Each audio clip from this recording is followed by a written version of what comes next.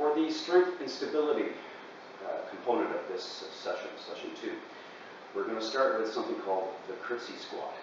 I find that this one is a great lower body mobility exercise because it targets the hips, knees, and ankles all at the same time.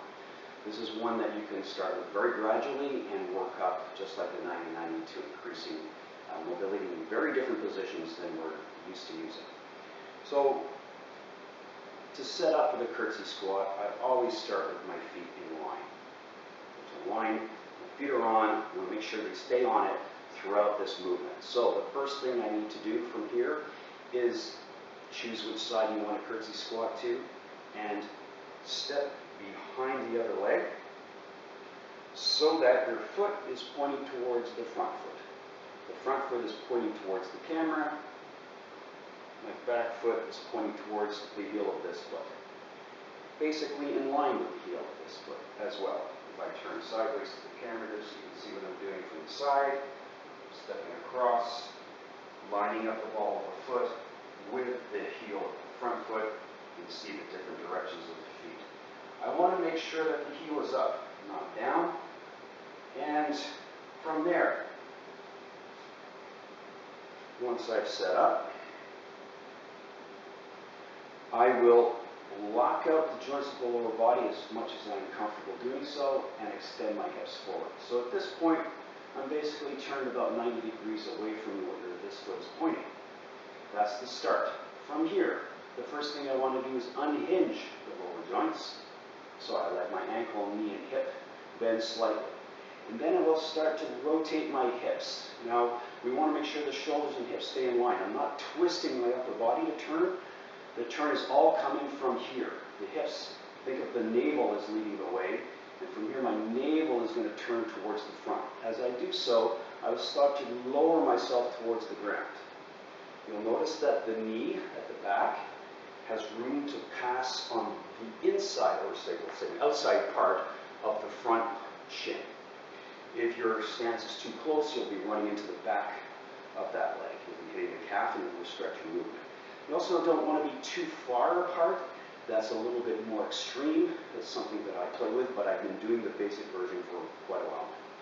So, rotating at the navel, keeping the upper body and head in line. I don't want to twist my head and shoulders and get this twist in the spine. It's all about the hips. Here, lower as much as comfortable, extend, come back up, and lock out. Again, unlock, rotate at the hips and navel, come down, and lock back out. When you're ready to switch sides, you can reset your feet forward, step across, make sure the alignment is there, lock out, hips and navel turn, the rest of my body just follows, lowering, and come back up, lock out, lowering, and come back up. Now with time, you can start to gradually lower yourself towards the floor, but do start with this at a much more higher level, just to get accustomed to the movement. You're going to feel tension in your hips like you've not felt before, and most likely for a day or two after, you're going to feel some tightness in the hips just from the way they've worked. Nothing wrong with it. There's a difference between good pain and bad pain. Sore is okay, but sharp pain not so much. So if you are doing this, for instance, and you are feeling some sharp stabbing pains anywhere in the body, say if your knees are an issue, your ankle's an issue, and you have that sharp kind of pain, then this is a warning that there might be something else going on, and you might have to refrain from this exercise. However, if it's just hard work, and you feel tension in the body, and it's uncomfortable, that's okay. So one more time, stepping back, locking out, and as you go along, you start to progress till you're down at the bottom of this position. The more you can turn your hips and shoulders, the more internal rotation you'll get in the hips, and that is what we're working on, getting the hips moving in some very different positions than we're used to. Hands can be out to the side, and you can be on your hips. Start with 5 on each side, and then from there you can move on to the second movement. The second movement will be the natural leg extension. This is a strengthening exercise for the quads and hip flexors. We have done a little opener with the kneeling hip extension. With the natural leg extension now, we're going to strengthen. So I'm going to start at the top this time. I'm going to have my hips fully extended, glutes active. My head neutral, hands across my chest or out in front, that's up to you. But what we want here is to make sure we can maintain activity in the glutes, lower body's engaged. I'm pressing into the floor with the tops of my feet. If this is very uncomfortable for you because of ankle flexion, ankle dorsiflexion is not there, you can rest a towel underneath the ankles, or if you must, you can be on the balls of your feet. From here, nice and tall, hands out front or across, I'm going to engage, and I'm going to bring myself back as far as I'm comfortable, engaging through the lower body now. I want to make sure I come back in that completely upright position. So what I mean is I don't want to go so far that at this point I can't come back up unless I release and come back up. We want to avoid that. So if you find that you're breaking the hips in any way, you're going too far.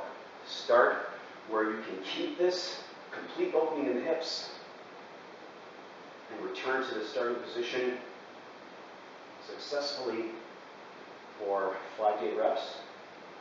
And as you get stronger, you can start to play with deeper ranges.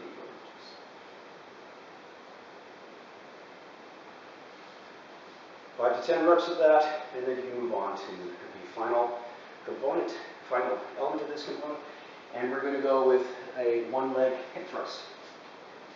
So this one's working on some glute strength as well as hip opening. Start in the lying position. My feet are about shoulder width apart, hands at my side. I'm going to engage the glutes and extend. So right now I'm in basically a shoulder bridge, but what I'm going to take from this is I'm going to take one foot off the ground, and from here, the working glute is going to stay engaged the whole time. I'm going to lower my hips towards the floor to the point where I'm just off the ground, engage, drive hip towards the ceiling, and then lower again, engage and drive. You can do 5 to 8 reps to begin with, even up to 10, depending on how long you've been doing this and how you want to work with it. But once you've done one side, you can reset to the other side, extend the leg, engage the glutes, keep the glute active at the bottom, drive back up again for the hip. What you don't want to do is this. This leg really doesn't need to do much of anything. It just needs to be out there. What's working is the supporting side. Keeping it active, keeping it working.